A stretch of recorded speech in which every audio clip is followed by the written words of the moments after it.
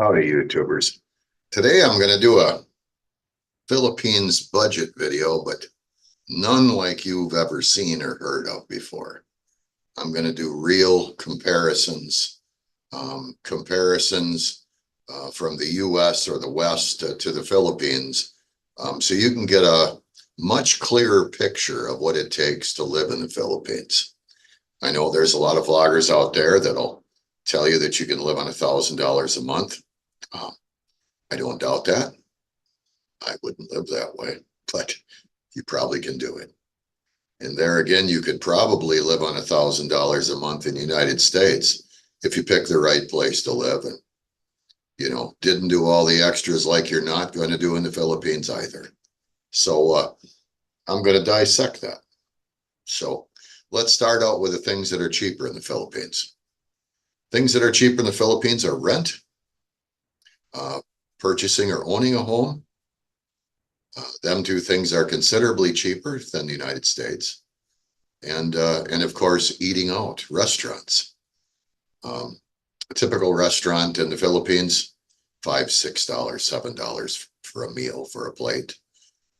I took my wife's family to a place called Highlands in Ormoc Leyte. There was 13 of us. We ate all we could possibly eat. We all had drinks, and the bill was 105 US dollars. You can't do that in the United States. Uh, you can buy street food that's very cheap, So you can eat cheap there as far as going out to eat. Now, if you want to say eat American food, it's not going to happen. I know a gentleman in the Philippines that hates Filipino food. He buys all American food. Bellcrest and a few others carry lots of American foods, SNR and so forth. He's for him and his wife, their food bill is about $1,000 a month US. So it depends on how you want to live. You hear the vloggers saying, "Well, I'm renting a place for $150 or $200 a month." Yeah, that's a 1 or 2 bedroom apartment. Now, to put that in perspective, in the United States, most of us live in a larger home. Uh, here we've got a 3 bedroom ranch with an attached 3-car garage, and I got a toy shed out back with my snowmobiles and boat and so forth. Then, if we had a spread over in the Philippines, like this, probably $1,000 a month. Although here, if I had to rent something like this, it would probably be upwards of 2,000, 2,500. And there again, I just wouldn't rent it. So there are some definite savings there when it comes to rent or owning a home and eating out. And of course, if you choose to eat most Philippine foods, I like most of the Filipino food. So for me, it's not a big deal. I mean, I can't eat rice every day, but I could eat rice a couple times a week, and I like pork and chicken and fish. So for me, it's not a big transition. I do like a good burger once in a while or a steak, and that's really not a big deal if you choose to do that once or twice a month.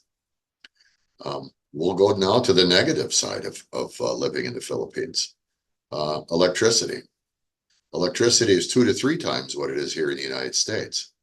Give you an example, like I said, we have this home here. We have 2 refrigerators, 2 upright refrigerators with freezers and a big chest freezer. And of course, so I've got the toy shed out there, and I go out there and work on the snowmobiles or the boat or whatnot. And our electric bill is about 120 a month on the average. In the Philippines, it's going to be at least twice that, if not 3 times that.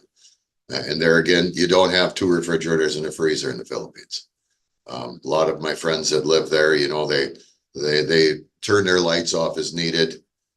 Not so wasteful as here, but there again, electricity is expensive. And then you've got the brownouts.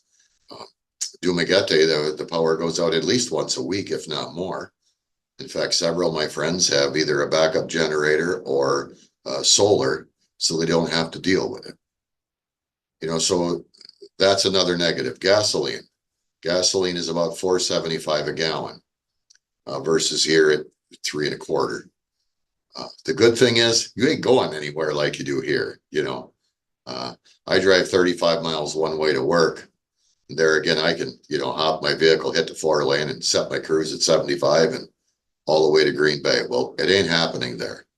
The infrastructure is such, and the traffic is, you're lucky if you're doing 60 kilometers an hour, which is basically 45 miles an hour. And so getting somewhere is a lot tougher. No one seems to abide by any traffic law, if there are any. Most places don't have stop and go lights, very few stop signs, etc. It's kind of like driving through the Wild West. So you tend not to use as much gasoline because you don't go anywhere.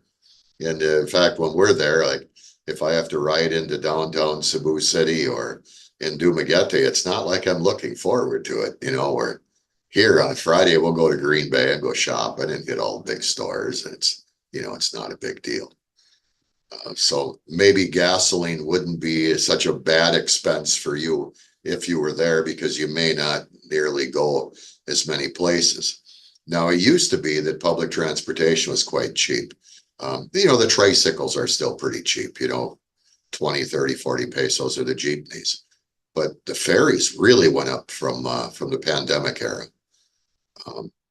Buses, so I mean, you can use public transportation and save a little bit if you're going long distance. There again, it's not easy, man. We've got it made in this country. And so I know that everyone, you watch a lot of the videos in the Philippines and it's a paradise. It's gorgeous. It's beautiful. The girls are great, blah, blah, blah. I personally never ever intended on being involved with the Philippines, so to speak, until I met Christine. And then, of course, I met her. I fell in love. And, consequently, I fell in love with the Philippine people and the country. So, I mean, I have a legitimate reason to go back. But when I do the comparables back and forth between the US and the Philippines, if I didn't have Christine, and if I didn't have my friends there, and if I didn't have my family there, I'm not so sure that I'd go back there, honestly. I mean, is there some beauty there? Sure there is. Gorgeous beaches, man, the fish underwater, all of that is great. The history, the mountains. But if I had just a direct choice of where would you like to live, the Philippines or the United States? I personally would pick the United States. And the reason, I got lots of reasons to say that. Number one, you don't have to live in the most expensive area in the country. I live here in Northeast Wisconsin. It's very reasonable to live here. And there are several other places around the country that if I retired, so to speak, I could live there quite cheap. Kentucky, Tennessee, Arkansas, Missouri, Alabama, Mississippi, all them places are quite reasonable. Not that I want to live there, but I'm just pointing that out. There are places where a person can go and live quite reasonable. Is it going to be apples to apples? Probably not. But there again, we have a 911 system that works. You can call for an ambulance and it's going to be here in 10 or 15 minutes. And if you're really bad off, a helicopter's coming to pick you up. Try that in the Philippines, honestly. People don't even get out of the way for an ambulance in traffic. It's pretty disheartening, put it that way. Every time I've seen an ambulance in the city and they got the sirens and the lights on and nobody pays attention, and I think, can't they relate to maybe it could be them someday? I guess not. But we've got that, and we've got fire, and we got rescue. If we've got storm warning, I mean, we've got everything. We've got a news network, like the news or not. We've got a news network that keeps us up to date. They're just all them things that we take for granted here aren't readily available there. And so when you get off the plane or get off the boat, you might be just a little bit shocked. Walking through the city, you can usually smell sewer because the sewer is right below the sidewalk. We don't have that here. If you were handicapped at all and hard to get around, there is nothing like that. We have in this country, we have the Americans with Disabilities Act. So of course, doors are widened, ramps are made, so forth. Even going to the bathroom, there's railing. You don't have nothing like that in the Philippines. It doesn't matter if you're blind, crippled, or crazy. There just isn't anything there for you. So you gotta look at all the things. And then when it comes to, say, purchasing your daily needs, so to speak, yeah, there's a lot of cheap Chinese junk out there in the Philippines, readily available. If you want nice furniture, it's not any cheaper than here. Electronics, for the most part, are more expensive, which I don't understand. They only got to come just from Japan. But your TVs and so forth, computers are all more money.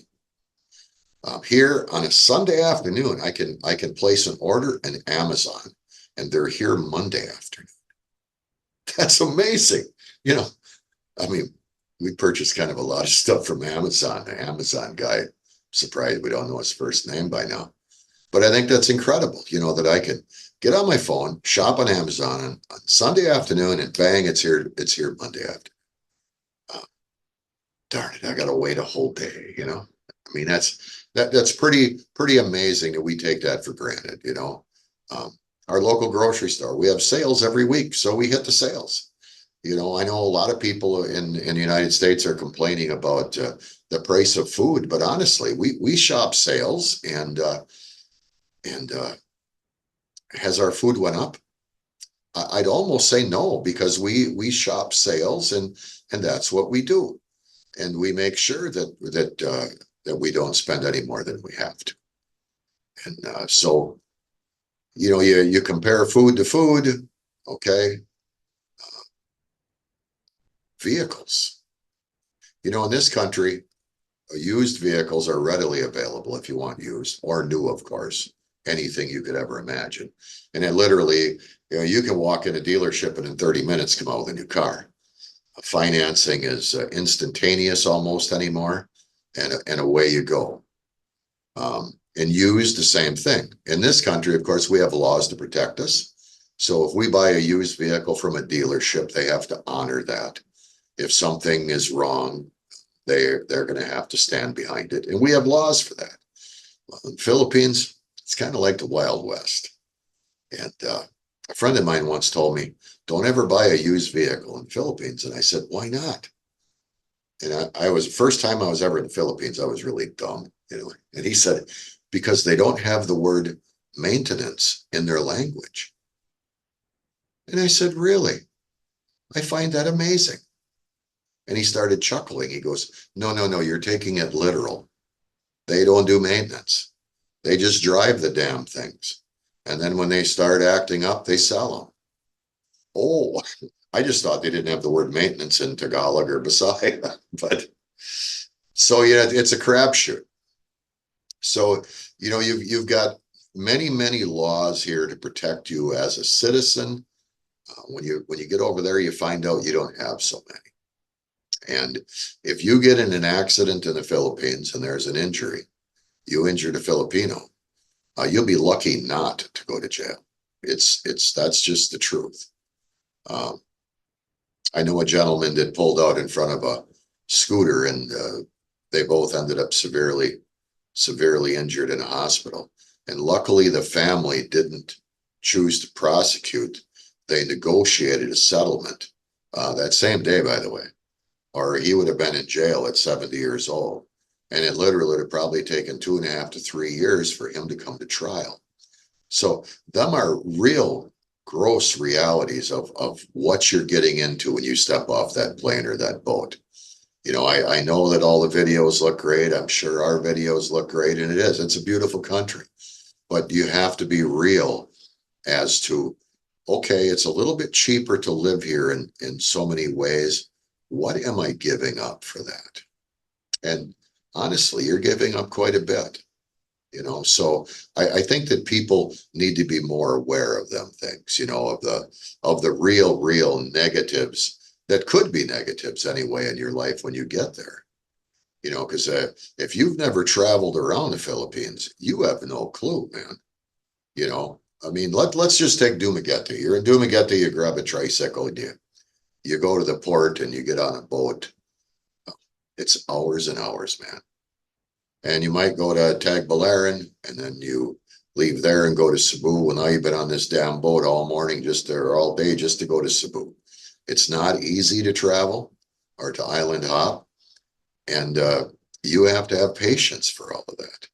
You know, you came from the United States where everything is drive-through. I'm surprised we don't have drive-through bathrooms. I mean, it's everything. You know, we pay all of our bills online. You don't do that in the Philippines. You want to go pay your electric bill, you stand in a long line. You know, it's the way it is there, and it's a bureaucratic nightmare. You buy a new scooter per se, and you might have to wait 3 or 4 months to get the plates, and you can't drive it legally. So if you get stopped at a checkpoint, they'll impound your scooter till you get the plates. That stuff doesn't happen here. We got temporary plates, and our plate comes within 30 days, and you know we're out of here. It's simple. It's not simple there. There's nothing simple. When you want to file a 13A visa, a lot of guys, it's so many things to do that they hire JRC to have it done for them because they don't want to jump through the hoops. Or if you want to go, you know, your driver's license are good for 90 days in the Philippines. And after that, you have to get a Philippine license. It's so complicated, so hard at one point, standing in lines and so forth, that people hire fixers. These guys pay the other people under the table to take care of the paperwork. You know, that's a reality in the Philippines that you should be keenly aware of, because all them things cumulative in a day could really pee off the Pope, so to speak. And so you got to be prepared for that. You know, you watch these videos, the gorgeous beaches, the girls in the bikinis. Well, you can't feel the heat. And I'm telling you, it's hot. You know, when I go to the Philippines, when I get off the airplane, I walk up the tram, I start sweating, and I don't stop sweating until I leave.